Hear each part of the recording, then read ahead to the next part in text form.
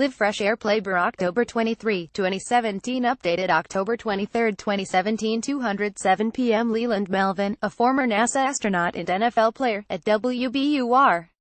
Robin Lubbockber, former NASA astronaut Leland Melvin spoke with Here Now last month about a scathing letter he posted to Facebook directed at President Trump, after Trump's remarks about NFL players taking a knee during the national anthem.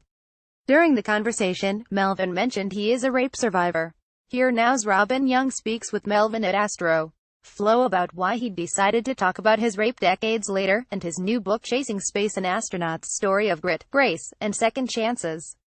On being raped when he was 5 years old. He was a young kid in small town, and I was kind of coaxed into an environment where these people took advantage of me sexually, older kids. And I was this young, little, naive, impressionable child, and that act happened, but the first thing that I could think about was my father, and the retribution that would happen with him going after these guys and killing them. And I have friends who don't have fathers.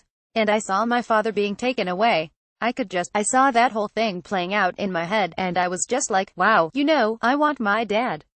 On deciding to include this part of his life in his book when I was writing the book, one really weighed heavily on, should this come out and my dad is no longer with us, and I felt, if I do this, will this help other people, because I know that there's so many people that this happens to, and their life changes after this act. And I want them to see, this book, you see my dogs on the front cover, and me smiling and happy. But it's something that, you can overcome this with the right support, with the right help, with the right community of people helping you. And I just want everyone to not fall into those dark places because they hold this shame inside of them, and that maybe it was their fault, or I was the bad person, and if I had not just put myself in that environment, if I had walked away, if I'd run faster, if I hit him, or whatever the case is for that individual, then we'll have more productive citizens in our world. I know that there's so many people that this happens to, and their life changes after this act. Leland Melvin on sexual harassment allegations against Hollywood producer Harvey Weinstein. I think that we allow these things to go on because the power structure has always been white men running organizations, and the expectation is, if you don't do what I say, you can get fired. And I know that we're getting more diverse organizations, and people are embracing diversity because the most elegant and beautiful solutions come from the most diverse team. But these things have been entrenched for so long, and this power, this money, this influence, and these women wanting to be in movies and television, it's reprehensible.